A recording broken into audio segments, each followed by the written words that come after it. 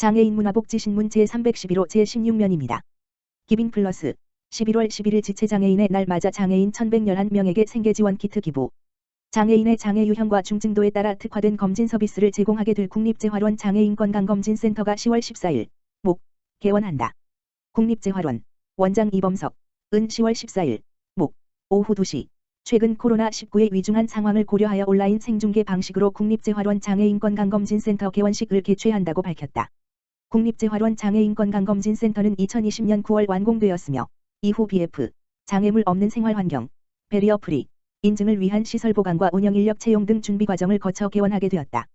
이날 행사는 이범석 국립재활원장의 기념사를 시작으로 양성일 보건복지부 한 차관의 축사와 함께 국회 보건복지위원회 김민석 위원장, 최혜영 국회의원, 이종성 국회의원 그리고 조창용 한국장애인단체 총연맹 공동대표, 정진환 한국척수장애인협회장 등 주요 인사의 영상 축사로 진행된다. 양성일 보건복지부 제1 차관은 축사에서 장애인건강검진센터 개원을 위해 오랜 준비기간을 거친 만큼 장애인이 물리적 장애나 의사소통에 어려움 없이 편안하고 손쉽게 건강검진을 받을 수 있도록 노력해 주길 바란다라고 하였다.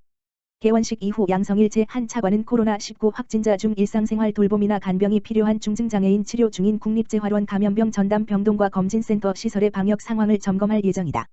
이번에 개원하는 국립재활원 장애인건강검진센터는 최상의 검진 장비와 시설을 갖추고 있어 장애인 특화 건강검진을 통한 장애인의 의료 접근성을 보다 더 용이하게 하였다.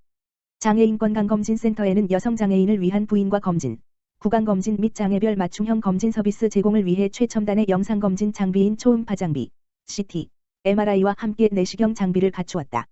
검진 보조 장비는 이동형 리프트, 높낮이 조정 가능 진료대, 영상 확대 비디오, 대화용 장치, 점자 프린트, 성인 기저귀 교환대 등으로 장애인 편의를 고려하였다. 국립재활원 장애인건강검진센터는 국가검진, 일반검진, 구강검진, 암검진, 의료급여 생애전환기 건강검진을 우선적으로 시행하며 장애별 맞춤형 건강검진 및 지속적 건강관리 방안을 마련하여 시행할 예정이다. 국립재활원 장애인건강검진센터는 앞으로 특화검진 TF와 건강이음 TF를 구성 운영하여 장애별 맞춤형 건강검진과 더불어 검진 후 지속적 건강관리를 위한 다양한 프로그램을 개발 보급할 예정이라고 밝혔다. 구실스토어 탑10 환경보호 장애인 자립 위한 마우 체결. 미랄복지재단 이사장 홍정길 이 운영하는 장애인 일터 구실스토어와 토종 스파 브랜드 탑10 탑10을 전개하는 신성통상 회장 염태순 은 11일 목 사회공헌 업무 협약 마우를 맺고 장애인 일자리 창출과 환경보호를 위한 행복나눔 캠페인을 공동 진행한다고 밝혔다. 11일 목 오전 10시 30분 서울 강동구 신성통상 본사에서 진행된 협약식에는 미랄복지재단 홍정길 이사장과 신성통상 염태순 회장이 참석했다. 이날 양사는 구실스토어의 장애인에게 자선이 아닌 기회를이라는 슬로건을 공유하고 자원 재순환을 통해 장애인 자립을 도모하는 데 함께 앞장서기로 했다. 협약에 따라 신성통상은 구실스토어의 탑10 의류를 정기적으로 기증한다. 또 탑10 5개 지점, 일산더기점 광주연제점 남양주화도점 의정부밀락점 서산예천점 에 구실스토어 물품 기증함을 설치하여 이용 고객들도 물품 기증에 동참할 수 있도록 독려하기로 했다. 구실스토어는 신성통상과 탑10 고객들로부터 기증받은 물품을 통해 얻은 수익으로 장애인에게 안정적인 일자리를 제공하기로 했다. 구실스토어는 개인과 기업으로부터 새 상품이나 중고 물품을 기증받아 판매한 수익으로 장애인을 고용하는 장애인 직업재활시설이다. 고용된 장애인들은 최저임금을 보장받는 가운데 기증받은 물품을 분류하고 손질, 판매하는 일을 하며 경제적 자립을 이루어 가고 있다. 미랄복지재단 홍정길 이사장은 정기 물품 기증과 고객 참여 캠페인을 통해 구실스토어 장애인들에게 안정적인 일자리를 선물해준 신성통상에 감사드린다며 코로나19로 어려운 시국에도 구실스토어의 장애인들이 계속해서 일할 수 있는 건 신성통상과 같은 기업들의 나눔 덕분이라고 전했다. 신성통상 염태순 회장은 이번 캠페인을 통해 장애인과 비장애인이 더불어 살아가는 세상, 환경보호로 모두가 안전하고 풍요로운 세상을 만드는 데 구실스토어와 함께 긴밀히 협력해 나가겠다고 밝혔다. 한국장애인개발원 한국공항공사 장애인의 사회 참여와 자립 지원 위해 맞선. 다가오는 2022년도에 김포국제공항 등 7개 지방공항에 장애인 일자리 참여자 43명이 배치돼 일하게 된다. 한국장애인개발원 원장 최경숙, 이하개발원 과 한국공항공사 사장 손창환, 이하공사는 12일 장애인의 사회 참여 및 경제적 자립 지원을 위한 업무 협약을 체결했다.